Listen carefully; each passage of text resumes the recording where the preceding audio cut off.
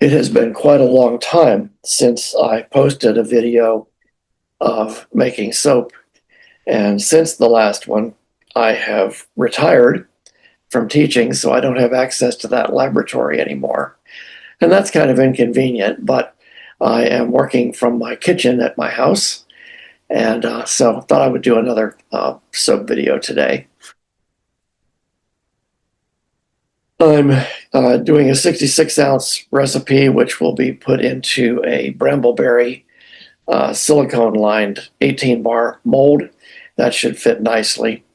And you can see here I'm using castor oil, coconut oil, lard, sunflower oil, and beef tallow, and adding some sugar for some sudsiness, some sodium lactate to get out of the mold easier.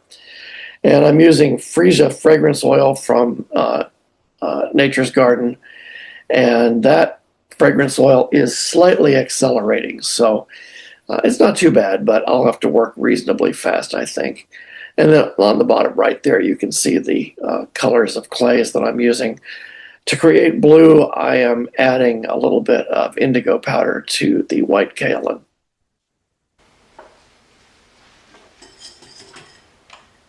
I have my oils already mixed. They're at 96.6 degrees. The lye water, which does contain the sugar, is at 102 Fahrenheit. I've also added the sodium lactate. I still have the fragrance out. I'll put that in a little while, just in case it's going to accelerate significantly.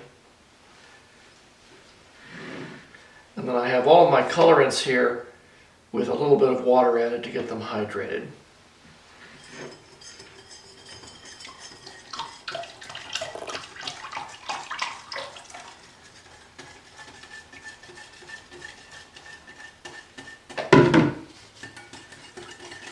As you may know, if you've seen some of my previous videos, I tend to hand whisk rather than use a stick blender.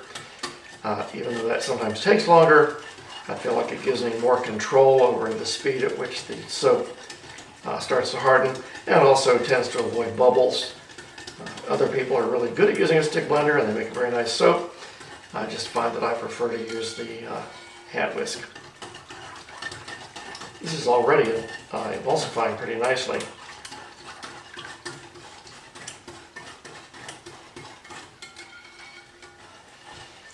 So I'm going to add my fragrance, stir that in quickly, and then I'll distribute the batter.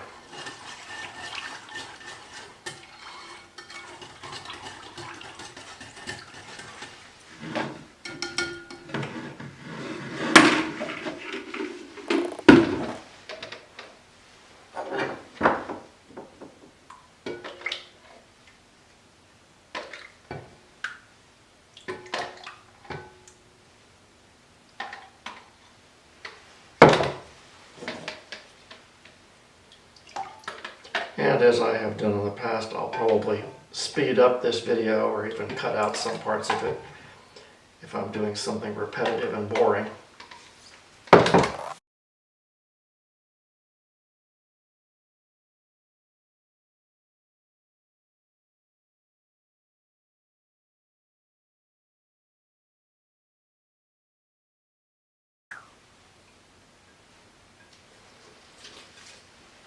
Now I know this is normally a very slow-moving recipe if you don't have an accelerating fragrance, but I do have a slightly accelerating fragrance, so I have no idea how quickly these are going to thicken up. Again, I may speed the video up or even cut it off for a little while.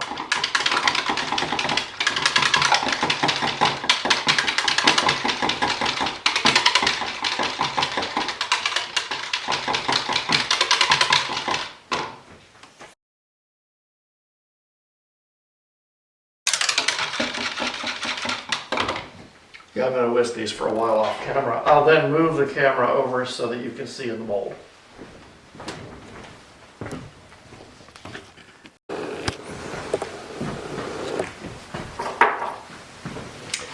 I have stirred the soap quite a lot longer. It's not still really a trace, but it's developed a little bit of viscosity.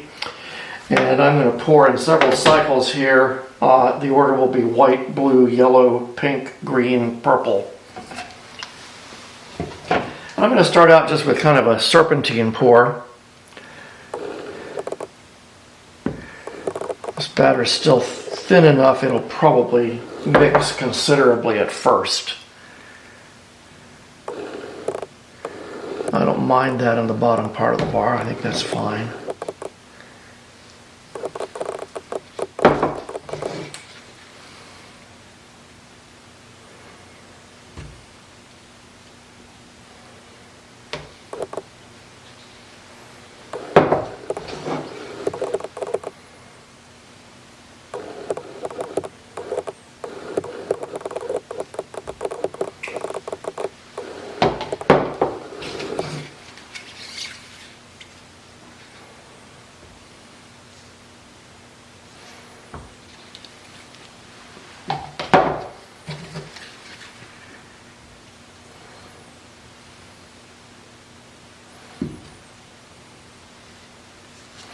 Now for the second pour, I'm going to go in the other direction.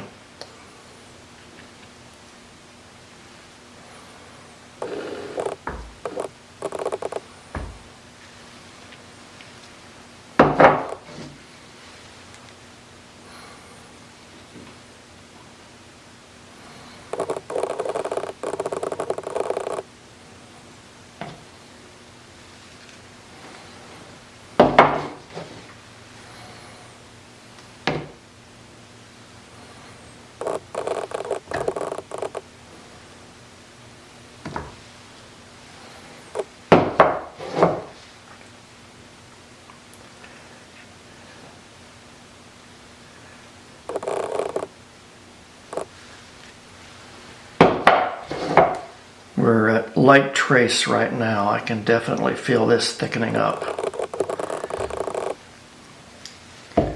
Probably pretty well timed.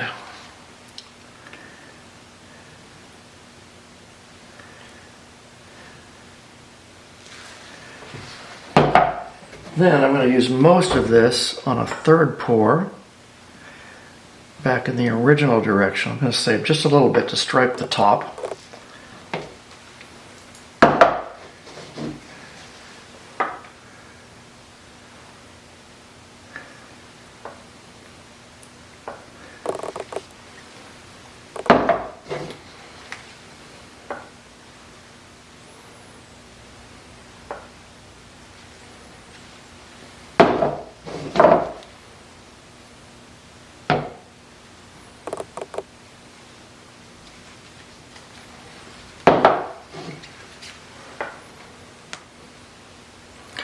I'm having to hold the pitcher fairly high at this point to keep the soap sinking in.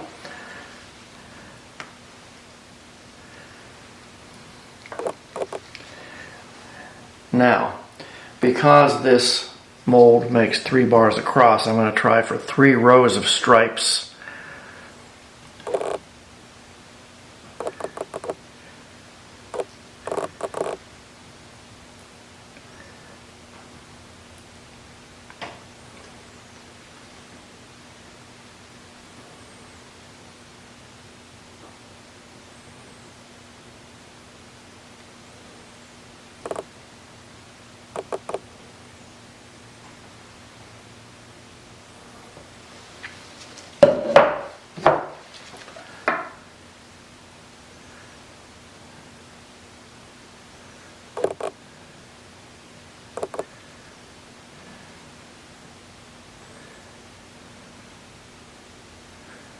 Still got some small lumps of green with this French green clay. I find it's always difficult to really incorporate into a soap batter.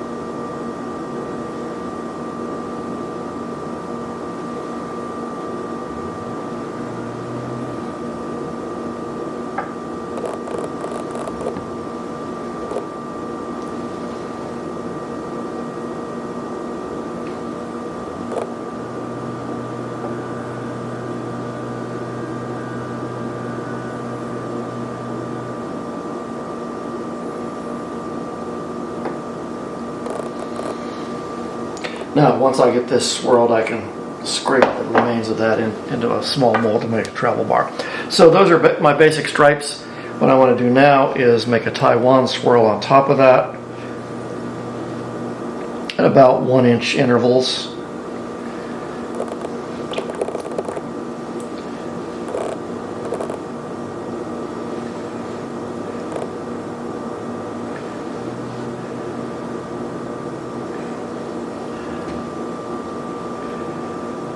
And then I will make 3 rows of spirals.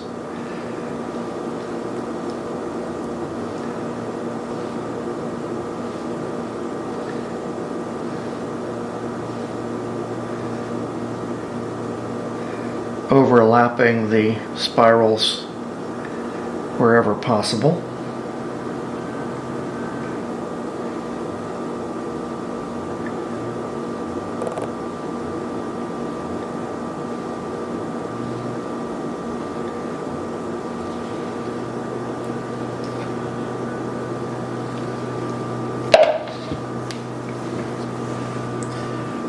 And I think I like that. Here is the poured soap. I will spray this with some alcohol to prevent soda ash formation, and then I'll put the dividing bars in and get another picture of it. Here we are with the dividers in. This is ready to cure. I'll put the lid on it and insulate it and let it cure overnight, and then I'll take the bars out and we'll have a look at them later. It's the next day, and here are the finished bars. These are top sides.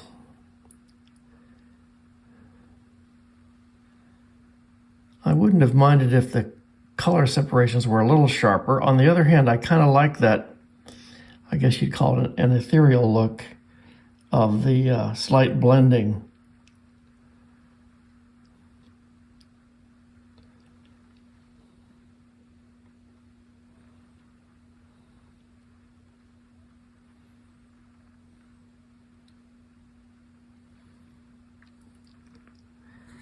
And then these are ends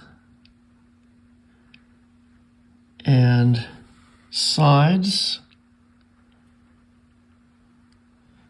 and then the bottom side of bars.